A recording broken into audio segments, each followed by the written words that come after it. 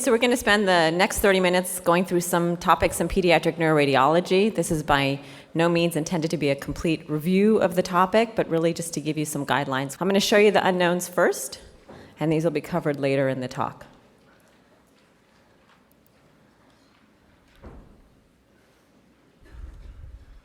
Additional history is seizure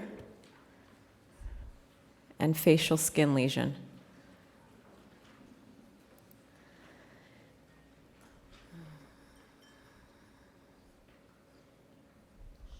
Spastic quadriparesis.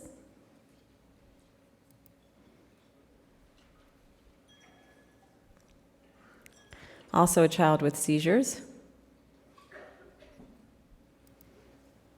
Here's a different child, same diagnosis. Spastic diplegia.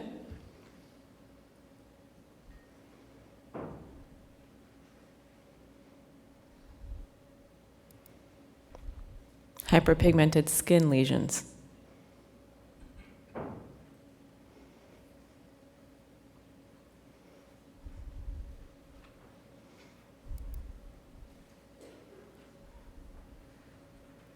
Okay, hopefully you guys got those all right, and if not, by the end of the talk you should know the answer to those 5 questions. Okay, so just talking generally in terms of how to approach cases when you look at cases of children. You need to have really a standardized approach, and my approach is initially to look at the midline sagittal image, to look at the midline structures. Specifically, I look at the corpus callosum, I look at the brain stem, and I look at the vermis. Then I also look at the brain parenchyma on the T1 and the T2 weighted images. I look at the myelination pattern of the brain. I look for parenchymal lesions within the brain. I look at the developing cortex and make sure that it looks normal in thickness and in signal intensity. I then look more centrally within the brain to look at the deep gray nuclei, which can be involved in metabolic disorders as well as acquired injury. And then the last important thing to note is when you look at the surface of the brain, you don't just look at the thickness of the cortex, but also look at the sulcation pattern of the brain. And sulcation is a very dynamic process that occurs in utero and continues, especially in the frontal regions, even after you're born. And so it's very important to know the exact post-conceptional age of a child when you're interpreting the images, because if they are born prematurely, then their brain development would not be the same as that of someone who is born term. And typically we correct for preterm birth up until about 2 years of age, and at that point the brains are much more similar on imaging. Okay, so just a couple of general notes about myelination. I mentioned that when I look at the brain parenchyma, I look at the state of myelination, and that's important because that tells you something about brain development. It can also tell you something about acquired brain injuries. And there are a couple of general rules that you can remember about myelination. First of all, it begins in utero, and in general, it begins caudally and then extends rostrally or cephalad. Similarly, it tends to occur first dorsally within the brain, and then extend more ventrally within the brain. And along those lines, myelination tends to occur in pathways that are kind of more primitive in function, like sensory pathways and motor pathways, before it occurs in higher function pathways, such as association pathways, and for instance, in your frontal lobes involved in cognitive functions. There are known milestones of myelination, and if you're not sure, you can tell the examiner that you would refer to a textbook, such as that by Jim Barkovich, to look up the milestones of myelination to make sure that a child is myelinating appropriately for age. Again, keeping in mind that you need to know the exact post-conceptional age of the child when you assess for myelination within the first 2 years of life. Most myelination occurs in the first 2 years of life, and you can see the changes on both the T1 and the T2 weighted images, and the changes are seen sooner on the T1 weighted images than they are on the T2 weighted images. So here's an example of a 20-week premature infant showing you that the brain is not completely smooth. There are actually several sulci that have formed. When the sulci are very primitive, we call them primary sulci. Once they start to develop branches extending off of them, we call them secondary sulci. And when they become even more complex, they're known as tertiary sulci. So this is a 28-week fetus where actually most of the primary sulci should be present at this age, but you can see that they are fairly shallow. They look very different from, for instance, a term neonate or an adult. And accordingly, the gyri are very broad. You can also see on the T2 weighted image on your left that the white matter is bright relative to the dark cortex. And this is a T2 weighted image, so obviously this looks different than an adult, and this is because the brain is unmyelinated at this age. Similarly, on the right, you can see that the white matter is dark on the T1 weighted images relative to the cortex, again because of the lack of myelin in this 28-week preterm infant. Here's a 34-week premature infant. Again, most of the white matter is unmyelinated, especially supratentorially at this age. But you can see that the sulcation pattern has continued to progress. The sulci are more numerous. They're also a little deeper, and the gyri are a little narrower. Here's a term neonate, which you may be more familiar with. And again, the sulcation pattern has continued to progress. You can see that now we see on the T1 weighted image on your left an area of hyperintensity within the posterior limb of the internal capsule, and that corresponds to an area of myelination. There's also some myelin seen on the T2 weighted image in the posterior limb of the internal capsule. Remember that you need to distinguish it from the normal dark T2 signal within the ventrolateral nucleus of the thalamus. So you can see that just posterior to it, you can see the hypointense structure, which is the ventrolateral nucleus of the thalamus, right here, and that's distinct from this hypointensity in the posterior limb of the internal capsule.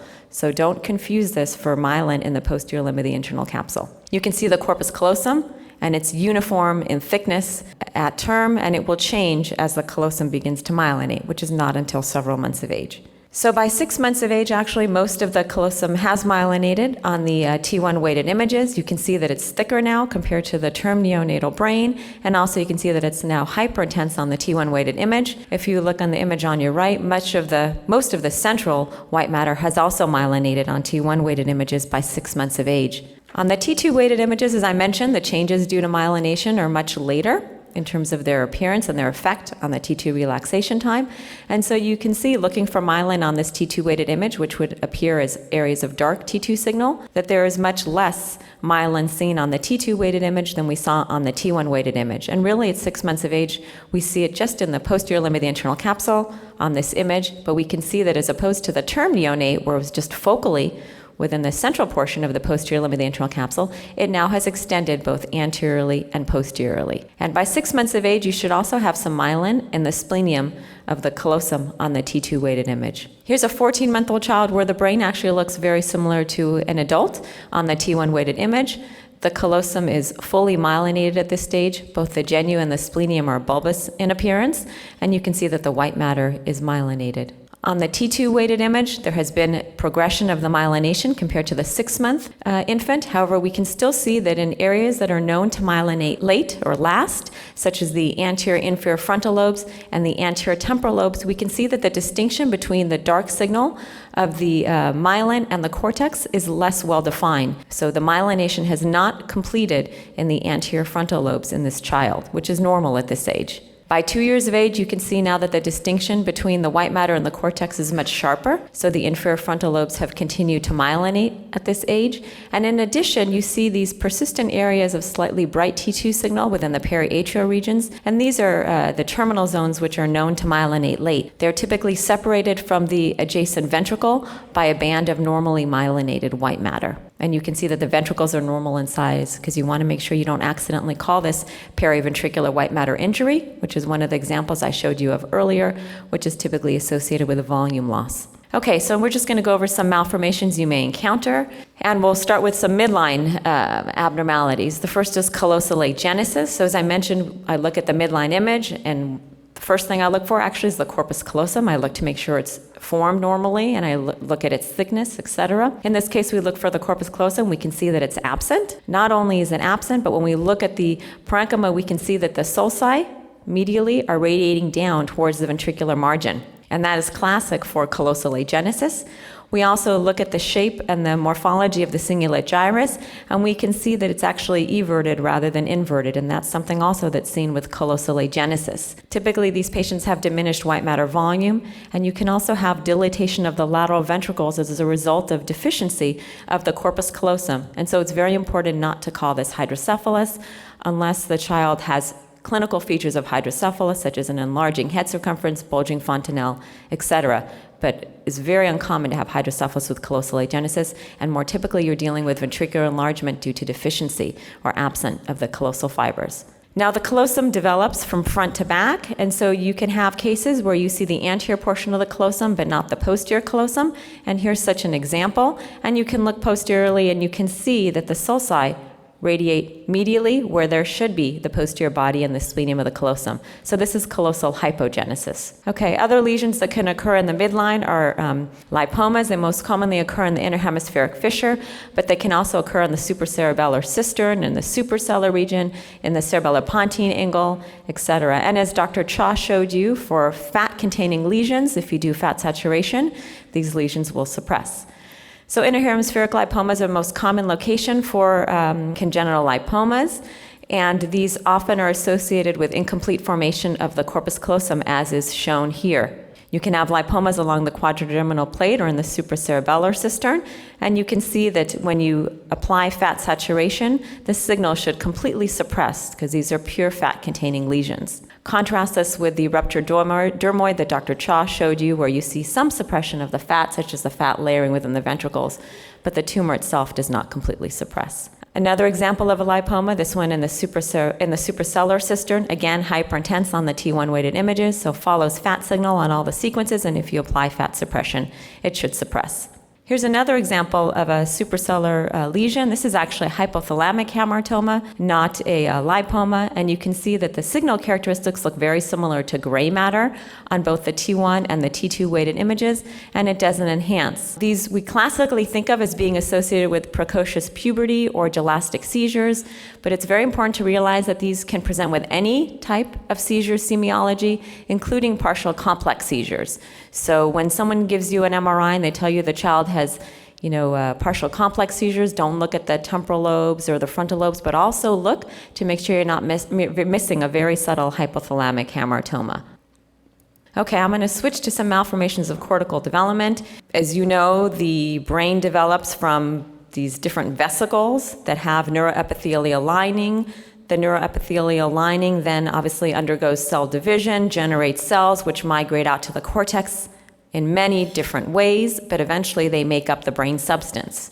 So obviously there are many things that can go wrong in the formation of the brain. We're talking primarily now about forebrain or telencephalic structures here. But you can have abnormalities in generation of the cells that will eventually make it out to the cortex, for example. You can have abnormalities in migration of the cells that are going to go out to the cortex. And once the cells have made it out to the cortex, the organization is very elaborate, and we know that the cortex develops in an inside-out pattern. That's the formation of the cortex into the classical six-layered neocortex that most of our brain contains. And obviously you can have things go awry with formation of the cortical layers as well. So initially I mentioned that the brain essentially arises from these fluid-filled cerebral vesicles, and in the forebrain you have the lining of the vesicles, which is neuroepithelial cells that then give rise to cells that will make their way out to the cortex and essentially enlarge or thicken the walls of the vesicles, and that will be the brain substance. Now in the beginning, the walls are very smooth, so the surface of the brain structure is very smooth, and with progression of brain development, we start to have formation of sulci. And I showed you an example of a 28-week preterm infant who had some sulcal formation but not quite as mature as a term neonate. Well, here's an example of a child who essentially has no sulcal formation. You can see maybe some very shallow sylvian fissures that look like they were trying to form. And so if you see this essentially at any age, by the time you image a child, this is abnormal. And this is known as classical lissencephaly, when you have no sulcal formation in the brain. And there are known chromosomal mutations that can be associated with this, which obviously is important for counseling of this family for future pregnancies. And when you look, for instance, at this neonate who has a very smooth brain or a lissencephalic brain, you can also see on the T2 weighted images that within the brain parenchyma that should be hyperintense on T2 because it's unmyelinated, we actually see a thick band of low T2 signal, and that actually represents the neurons that have arrested in their migration from the surface of these vesicles or ventricles to the surface of the brain. And just superficial to that, we have an area of bright T2 signal, which represents the cell sparse zone, and superficial to that, we have the developing cortex. Now, you can have some formation of sulci, but not complete formation of sulci, and when you have too few sulci with very broad gyri, that is known as pachygyria, and that can occur in different areas of the brain in different grades. And that also is known to be associated with different chromosomal mutations. In particular, we know that there are chromosomes involving the LIS1 gene on chromosome 17, and we know that there are mutations involving the double cortin gene on the X chromosome that are associated with an incomplete form of classical lissencephaly. Now here is a young woman who has mild developmental delay, and when we look at her scan, we can see that she has an area of abnormal signal within the brain parenchyma, within the white matter, and actually we notice that it is similar to gray matter signal intensity on both the second echo and the first echo of the T2 weighted image, as well as on the T1 weighted image. And this is band heterotopia. And this is associated with a mutation on the X chromosome in the double cortin gene. And it's important to tell this woman that this is what she has because her sons actually can have classical lissencephaly as a result of inheritance of this mutation. Now, once the cells have managed to make their way out to the cortex, as I mentioned, they have to organize to form the 6-layered neocortex.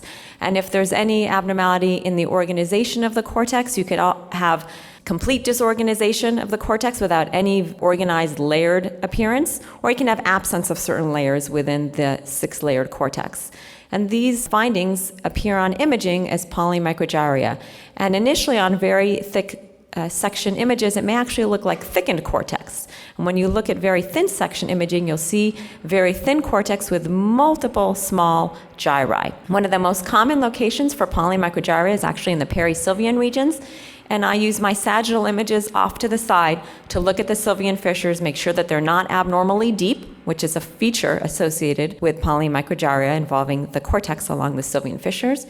And I also look at the cortex bordering the sylvian fissures to make sure that it's normal in thickness. And these children can have variable symptoms related to their polymicrogyria. They can have focal neurologic deficits related to the area that's involved. They can have more global developmental delay. And of course, they can have seizures. These can be unilateral or bilateral. They can be from genetic causes. They can be from acquired causes in utero, including infection, including ischemia.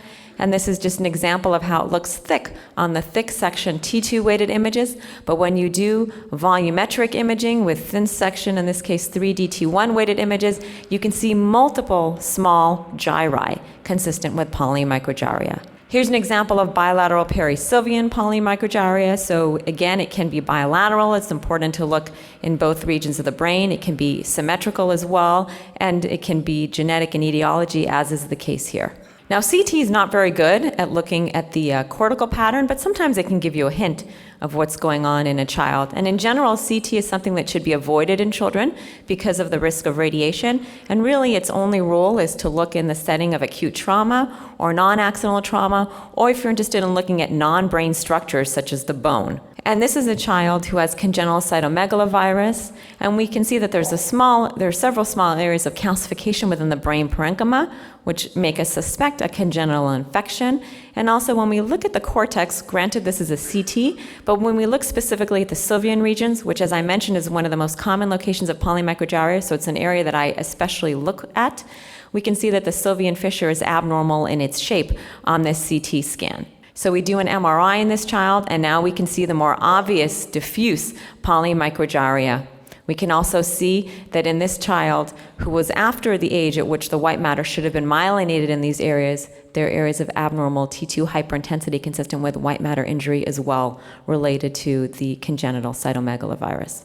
Now, you can have cells that form in the neuroepithelial lining of the brain, and they form into neurons, but they don't quite make their way out to the cortex, and that results in periventricular nodular heterotopia, and those are nodules that are isointense to gray matter signal intensity, and they line the ventricular surface, and they tend to be parallel to the ventricle. They can protrude into the ventricle, and these oftentimes can be asymptomatic until the second decade of life, where someone may have seizures. Now, you can have defects within the developing cerebral mantle from the level of the germinal matrix all the way out to the cortex, and these are known as schizencephalies or schizencephalic defects, and they're typically lined by dysplastic gray matter. In addition, the gray matter around the clefts are also dysplastic, oftentimes polymicrogyria. These can be, the walls of the cleft can be separated, which is what we call open lip schizencephaly, or they can be closely opposed, which is known as closed lip schizencephaly. And in general, the symptoms are more severe when the clefts are bilateral and when they're open. Here's an example of closed lip schizencephaly. So again, look for the dysplastic gray matter that's lining the clefts to identify this abnormality. And this is thought to be due to in utero injury to the cells in the germinal matrix, or that neuroepithelial layer that gives rise to the entire cerebral mantle. Now, if you have what looks like a monoventricle and non-separation of the forebrain, you need to think about holoprosencephaly, and this is the most severe form, or alobar holoprosencephaly. And this is an abnormality in induction of the ventral midline structures. You can have a more mild form of this, known as semilobar holoprosencephaly. And really, this is the only example where, even though the callosum classically forms from front to back, you can actually have posterior aspects of the callosum without anterior aspects of the callosum formed. And here's such an example of that. So if you see that, you need to look very closely at the ventral forebrain structures. Look at the region of the hypothalamus, the inferior frontal lobes, the caudate, the thalami, etc., and look to make sure that there most likely will be evidence of holoprosencephaly. So look at the severity of the non-separation of the two hemispheres. Okay, just a brief talk about some posterior fossa malformations, Chiari-1 malformations. When you see the cerebellar tonsils extending beyond the level of the foramen magnum, typically by greater than 5 millimeters, you need to think about a Chiari-1 malformation. Typically, these patients will have tussive headaches, or headaches that get worse when they increase their intracranial pressure. But it's important when you're trying to make the diagnosis of a Chiari-1 malformation that you look for other causes of a Chiari-1 malformation, which obviously would have different implications for treatment.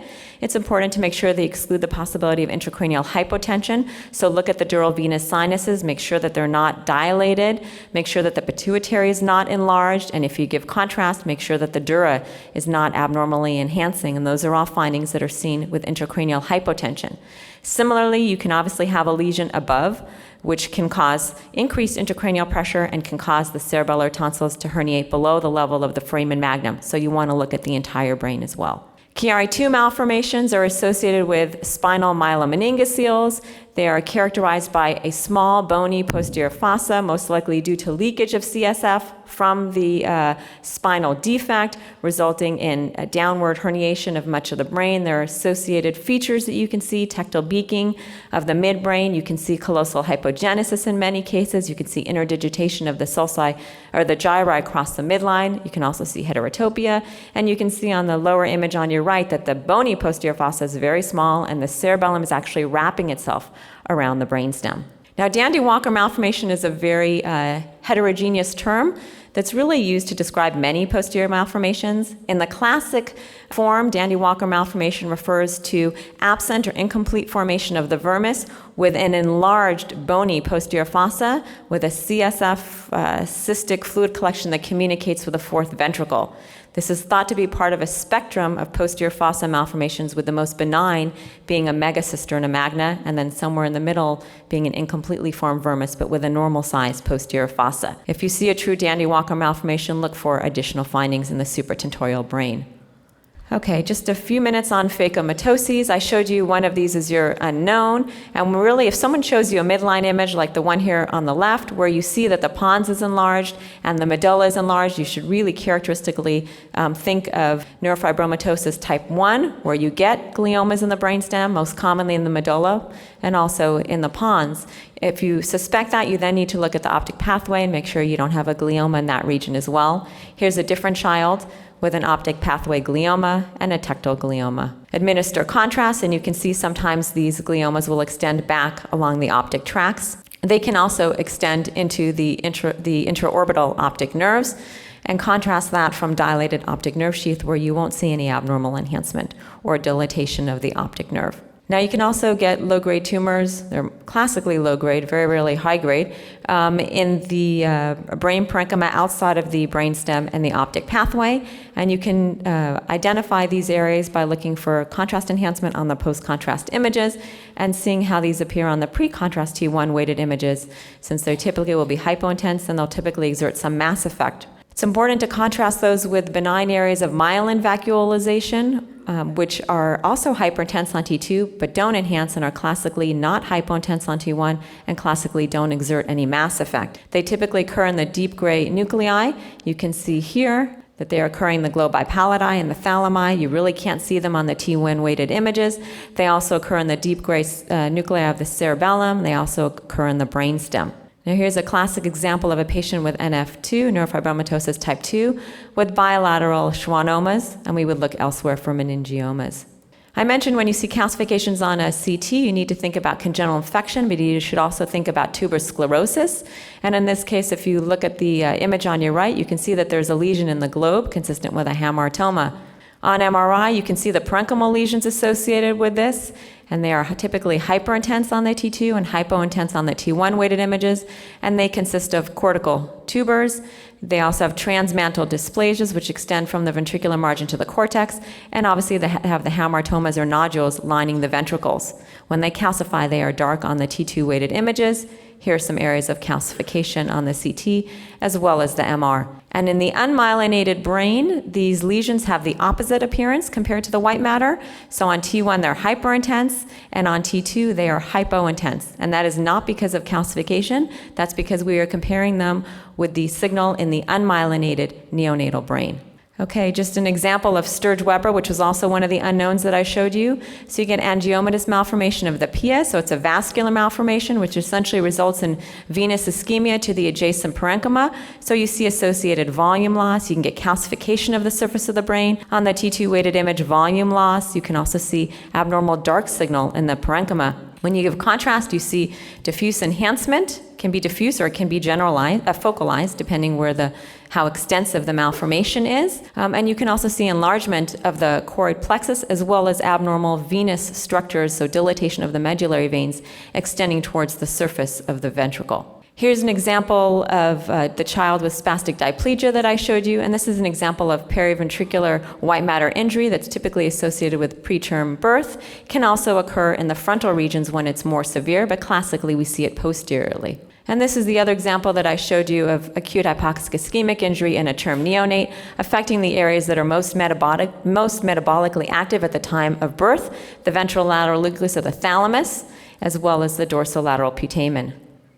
Okay, just a few minutes on stroke in children, something to think about. They can be due to venous causes, but also they can be due to arterial causes, congenital heart disease, systemic diseases, and you should also think about vasculopathies. You should think about moyamoya disease, which essentially looks like it does in an adult in terms of the vascularity. However, children, unlike adults, which typically present with a hemorrhage, children tend to present with recurrent TIA. So if you have a child who presents with recurrent TIAs, you need to think about moyamoya. And it has a similar imaging appearance like an adult would. You can look for multiple collaterals on the post-contrast image and high signal reflecting slow flow on the flare sequence. And when it's more severe, it can affect the posterior circulation as well. Okay, and if you see something that looks like a stroke in a child, but it doesn't follow a normal arterial vascular distribution, don't just think of venous ischemia, which is, I know, something that Dr. Wintermark mentioned to you, but also think about metabolic disorders, and in particular MELAS, which tends to affect the occipital and parietal lobes, but also affects the deep gray nuclei. And obviously this has different implications for counseling rather than a venous infarct. And lastly, if you see hemorrhage in a child, look for an underlying bony fracture, assess the clinical situation, and always think about non-accidental trauma.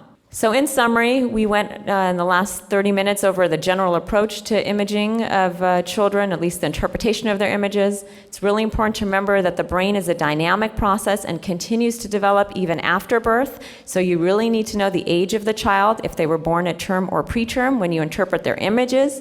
We went over some congenital malformations, as well as some examples of some of the more common phacomatoses, acquired injury, stroke, and then lastly, non-accidental trauma. And the most important thing is if you're not sure the answer, just tell the examiner that you think the myelination is delayed, for example, but you're not sure, but you would consult with a reference textbook. And I think that's what most radiologists who don't do routine pediatric imaging will tell you that's what they do out in practice.